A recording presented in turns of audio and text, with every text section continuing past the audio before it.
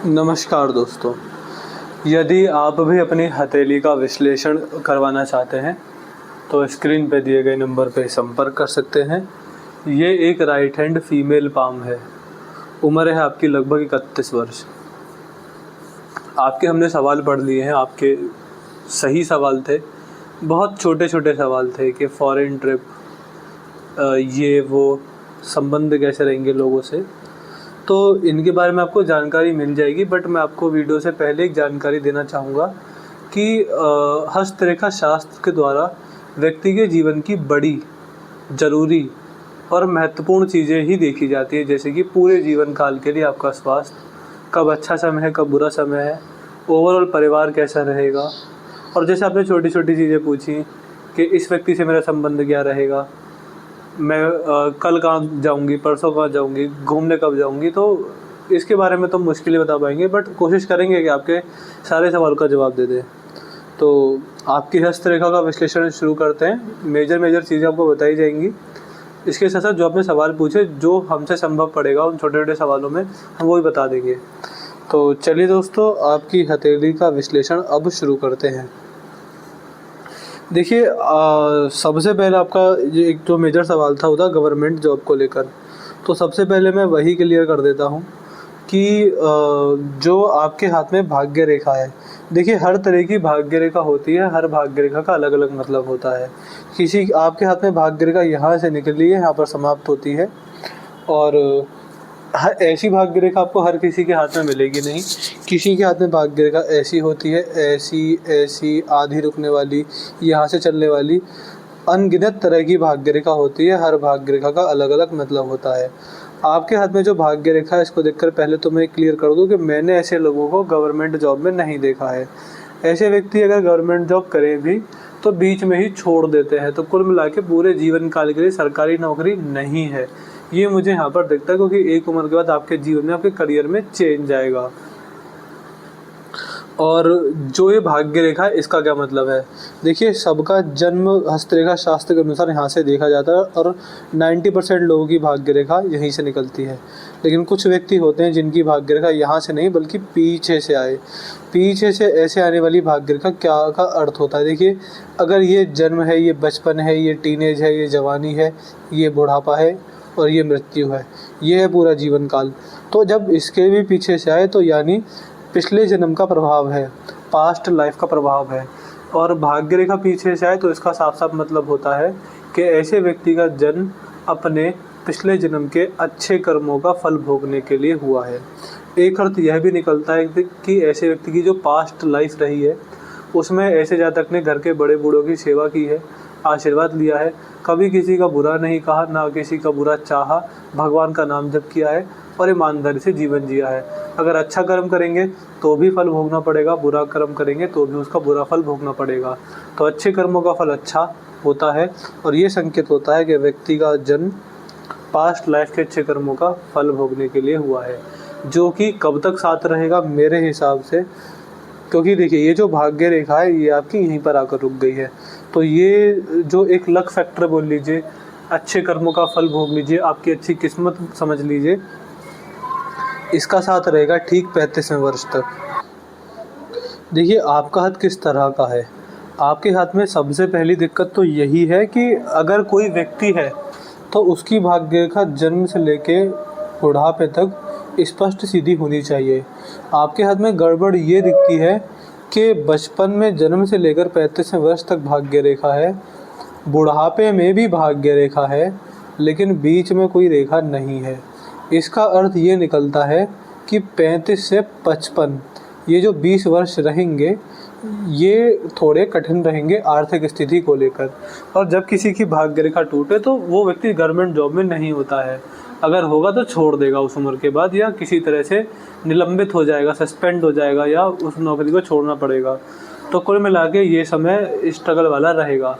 35वें वर्ष के बाद इनकम जितनी अभी आ रही है आपके घर में, चाहे वो आपके द्वारा आ रही है, आपके जीवन साथी के द्वारा आ रही है, वो कम हो जाएगी।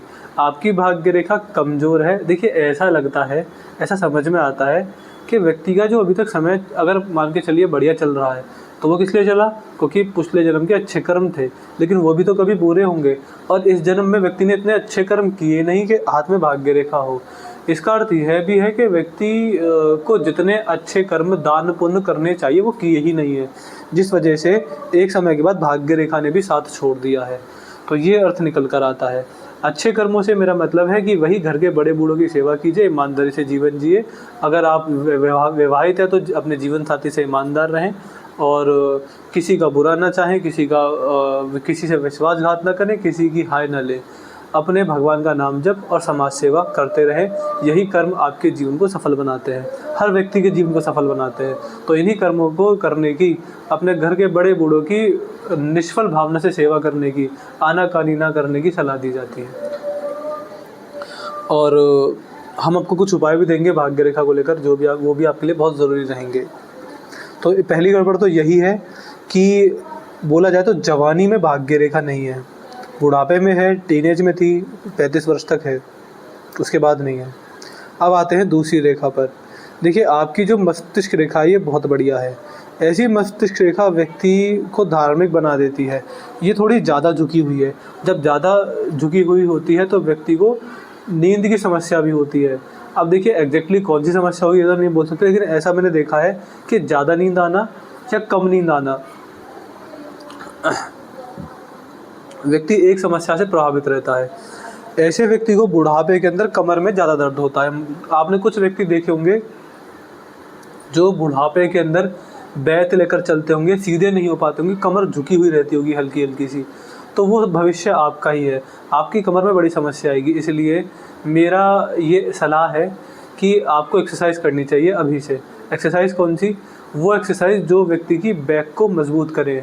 मैं ये नहीं कह रहा कि आप भागिए दौड़िए, बट बैक से रिलेटेड, मतलब अभी से ऐसी एक्सरसाइज स्टार्ट कर दे जिससे आपकी रीढ़ की हड्डी जो एक बैकबोन होती है उसमें कोई दिक्कत ना आए। आप जितना अभी से प्रयास करेंगे उतना बुढ़ापे के अंदर कम दिक्कत देखने को मिलेगी। वरना मैं कन्फर्म बोल सकता हूँ कि आपका बुढ़ापा ऐसा है जहाँ झुक झुक कर दूसरों का सहारा लेकर और बैत लगाकर चलते फिरते अपने घर के काम करते हुए देखे जाएंगे। इस तरह की समस्या आपको 100% देखने को मिलेगी। ऐसा व्यक्ति थोड़ा धार्मिक भी होता है, जिस वजह से भगवान के प्रति विश्वास बढ़ते चले जाता है। ऐसे व्यक्ति गृहस्थ में रहकर भी बुढ़ापे के अंदर सन्यासी जैसा जीवन व्यतीत करते हैं, भगवान को पाने का प्रयास करते हैं। बुढ़ापा आते आते व्यक्ति काम से, क्रोध से, लोभ से, लालच से, मोह से, माया से, सबसे सारे विकारों से मुक्त होकर भगवान को पाने का प्रयास करेगा। बुद्धि में भगवान का वास है। ऐसे लक्षण भी आपकी इन रेखाओं में समझ में आ रहे हैं। अब आते हैं आगे। देखिए, जो हृदय रेखा है ये शुरुआत में टूट कर चल रही है। ऐसे व्यक्ति को एक उम्र के बाद डायबिटीज़, मोटापा और हार्ट इश्यूज़ भी हो जाते हैं, ये भी कंफर्म मैं बोल सकता हूँ। इसके बाद आगे बढ़ते हैं आपकी हृदय रेखा को लेकर। देखिए, जैसी ये हृदय रेखा है, ऐसे व्यक्ति को किसी भी रिश्ते में ओवर एक्सपेक्टेशन नहीं रखनी चाहिए। ओवर एक्सपेक्टेशन ये है कि आपको किसी सामने वाले से ज़्यादा ही उम्मीद है, आपको हर काम का एक फल चाहिए। आपको ऐसा लगता है कि अगर मैं किसी के लिए इतना अच्छा कर रहा हूँ तो वापस से वो भी व्यक्ति मेरे साथ अच्छा करे। अगर आप ऐसी किसी उम्मीद में रहेंगे, किसी भी रिश्ते में ज़्यादा एक्सपेक्टेशन रखेंगे, चाहे जीवन साथी से हो, चाहे संतान से हो, तो दिक्कत होती है। सामने वाला व्यक्ति उम्मीदों पर खरा नहीं उतर पाता, फिर व्यक्ति के इमोशनल सेंटिमेंट्स हर्ट होते हैं, व्यक्ति इमोशनली हर्ट हो जाता है, दिल दुख जाता है। तो ये चीज़ें होती हैं। तो ऐसे व्यक्ति को बोला जाता है कि किसी भी रिश्ते में कुछ भी एक्सपेक्टेशन मत रखिएगा। भगवान आपको सब कुछ देंगे, लेकिन आप कोई लोभ या लालच मत रखिएगा। मान के चलिए, देखिए, ऐसा बताया जाता है विद्वानों द्वारा कि अगर ऐसी हृदय रेखा है तो ऐसे व्यक्ति को अपनी संतान से भी कोई उम्मीद नहीं रखनी चाहिए। मान के चलिए, अगर आपके मन में ये है कि मैं अपनी संतान को पाल पोस कर बड़ा कर रही हूँ, बुढ़ापे में मेरी सेवा करेंगे, तो फिर व्यक्ति को निराशा हाथ लगती है। व्यक्ति को अपने जीवन साथी से भी बहुत ज़्यादा एक्सपेक्टेशन नहीं होनी चाहिए। हद से ज़्यादा एक लॉयल्टी की, परिवार चलाने की एक्सपेक्टेशन सब रखते हैं, लेकिन ज़्यादा एक्सपेक्टेशन नहीं होनी चाहिए। व्यक्ति वहाँ पर भी निराश हो जाता है। ये चीज़ें यहाँ पर देखने को मिलती हैं। तो ये इस तरह की रेखा यहाँ पर है। अब आते हैं आपकी जीवन रेखा को लेकर। अब जो देखिए, जो जीवन रेखा होती है वो सबसे महत्वपूर्ण रेखा होती है। जीवन रेखा से ज़रूरी हाथ में कुछ भी नहीं होता है। जीवन रेखा बढ़िया है तो हाथ में सब कुछ बढ़िया, जीवन रेखा दिक्कत है तो हाथ में जीवन में दिक्कत आती है। यहाँ आपका जन्म होता है, यहाँ से जीवन रेखा चलते चले जा रही है। और देखिए तकरीबन एग्जैक्टली मैं बोलूँ तो 41वां वर्ष, और उसके बाद आपकी जीवन रेखा बिगड़ गई है। आप देखिए अगर कोई भी रेखा है वो जितनी नुकीली, पतली, पैनी और चमकदार होती है उतना ही अच्छा होता है। वहीं दूसरी तरफ कोई भी रेखा जितनी गाढ़ी, फैली हुई, बादल की तरह धुंधलाते हुए चलती हुई, फैले हुए चलती हुई, सूजी हुई रेखा, वो बुरी होती है। अब यहाँ पर अगर आप देखेंगे तो आपको एक सेकंड, एक कॉल उठाता हूँ। तो अब आगे बढ़ते हैं यहाँ पर। तो अब देखिए हस्तरेखा शास्त्र में एग्जैक्ट एज बताना नामुमकिन है। तो हमने जो एज बताई है उसको आप 6 महीने आगे समझ के और 6 महीने पीछे समझ के मान लीजिएगा। तो मैं इसको बोलूँगा मेरे हिसाब से 41 भी नहीं, 42वां वर्ष। 42वां वर्ष 6 महीने पीछे, 6 महीने आगे, तो 41.5 से लेकर 42.5 को तक आपको इशूज शुरू हो जाएंगे हेल्थ को लेकर। अब देखिए हेल्थ में कौन सी दिक्कत आएगी इतना तो हम नहीं वो बता सकते, बट आपको दिक्कत आएगी, आप स्वास्थ्य से परेशान रहेंगे, क्योंकि आपकी जो जीवन रेखा देखिए यहाँ पर पतली है, यहाँ पर पतली है, लेकिन यहाँ पर ये गड़बड़ा गई है। 42वें वर्ष में इसमें दिक्कत शुरू हुई और आगे चल के दिक्कत होती रही। देखिए मुझे ऐसा लगता है कि जैसे देखिए यहाँ पर मैं आपको अपना एक्सपीरियंस बता रहा हूँ, जब भाग्य रेखा ना हो, जीवन रेखा गड़बड़ा जाए, तो इसका अर्थ ये होता है कि व्यक्ति इस उम्र में कमाएगा तो सही, लेकिन जितना भी कमाएगा वो सारा यहाँ खर्च हो जाएगा हेल्थ इशू में, ऐसा दिखता है। तो 42वें वर्ष में ये जो जीवन रेखा ज़्यादा बढ़िया रही नहीं, इस उम्र में कष्ट होगा, शारीरिक कष्ट हो जाएगा, पक्का होगा, और पीड़ा होना, समस्या होना ये दिखता है। और ये कब तक है, देखिए ऐसी कोई भयानक बीमारी तो नहीं है, लेकिन मैं ये बोल सकता हूँ कि आप परेशान बहुत रहेंगे। कहाँ से कब तक, यहाँ थोड़े ठीक हो जाएंगे, फिर जो बड़ी दिक्कत आएगी आपको वो आएगी मेरे हिसाब से यहाँ से यहाँ तक, यहाँ तक। ये जो बीच में ये जो बहुत ज़्यादा फैल गई है, ये समय अच्छा नहीं है मेरे हिसाब से। ये एज है आपकी 52 के आसपास, ये थोड़ा समस्या है। इसके बाद ये जो भी समस्या आएगी आप इससे निकल जाएंगे, फिर जीवन रेखा अच्छी है, फिर जीवन रेखा बढ़िया है। देखिए कुल मिला के स्पष्ट, सुंदर, मजबूत जीवन रेखा नहीं है। अब आपके सवाल फॉरेन घूमने को लेकर थे, गवर्नमेंट जॉब को लेकर थे, लेकिन मुझे जो बड़ा कंसर्न दिखता है आपके हाथ में, वो ना तो आपका परिवार है, ना आपके जेठानी है, ना आपका करियर है। आपके पूरे जीवन काल के हिसाब से जो बड़ा कंसर्न है वो आपकी हेल्थ है, आपकी हेल्थ। ये जो समस्याएं हैं ये छोटी मोटी, इनसे आप निकल जाएंगे, बट यहाँ जो आपको समस्या देखने को मिलेगी वो थोड़ी मेजर है, उस पर ज़्यादा ध्यान देना चाहिए। इस रेखा को देखते हुए इसका एक उपाय हम आपको देंगे, एक मंत्र आपको देंगे। अब देखिए ऐसा बिल्कुल मत कीजिएगा कि हाँ आपने हमसे मंत्र सुन लिया, कौन सा मंत्र है, और शुरुआत में 1-2 महीने आपने जोश में तो कर लिया, लेकिन बाद में आप भूल गए, बाद में आपको ना हमारा ध्यान, ना वीडियो का कुछ ध्यान, ना मंत्र का कुछ ध्यान, और बाद में आपका जीवन फिर से नॉर्मल पटरी पर आ गया। तो बस ये चीज़ मत कीजिएगा। मेरी बहुत ज़्यादा स्ट्रॉन्ग एडवाइस है कि आज के बाद चाहे कुछ भी हो, सर्दी हो, खांसी हो, जुकाम हो, गर्मी हो, ठंड हो, कुछ भी हो, आप अपने मन में ये बहाना मत कीजिएगा कि मैं इस मंत्र का जाप नहीं कर रही। चाहे कोई कुछ भी कहे, चाहे आपको कैसा भी लगे, लेकिन एक नियम बना लीजिए कि आज के बाद डेली मुझे एक मंत्र का जाप करना है थोड़ी देर बैठकर। अगर घर के पास में मंदिर है तो मंदिर जाइए, बहुत बढ़िया। अगर किसी कारणवश मंदिर जाने में सक्षम नहीं है तो घर पर बैठकर शिवलिंग के सामने बैठकर उस मंत्र का जाप कीजिए। और ये नियम बना लीजिए कि आज से हमेशा के लिए, ये नहीं कि इतने साल करना है, उस मंत्र का जाप आपके द्वारा डेली होना चाहिए, हमेशा के लिए। मेरी राय ये है कि 52वें वर्ष तक उस मंत्र का जाप डेली करें। और वो मंत्र कौन सा है व्हाट्सएप पर पूछ लीजिएगा। हेल्थ के लिए ही है, भगवान शिव का अमोघ मंत्र है वो। और ये बहाना मत कीजिएगा कि कहीं मन में बहाना बना ले कि मैं आज नहीं कर रही, आज मैं, चाहे इवन मैं इतना भी बोल सकता हूँ कि इवन अगर जैसे पूजा करने बैठते तब मंत्र का जाप करते हैं आप, कभी ये बहाना बना कि ठंड ज़्यादा है, सर्दियों दिसंबर का महीना चल रहा है, आप नहाए नहीं हैं तो आप नहीं कर रहे, नहाए ना नहाए, फ्री हैं बिजी हैं, कोई कुछ कह रहा है, कुछ भी है, कोई फ़र्क नहीं पड़ता, डेली मंत्र का जाप सुबह सुबह होना चाहिए।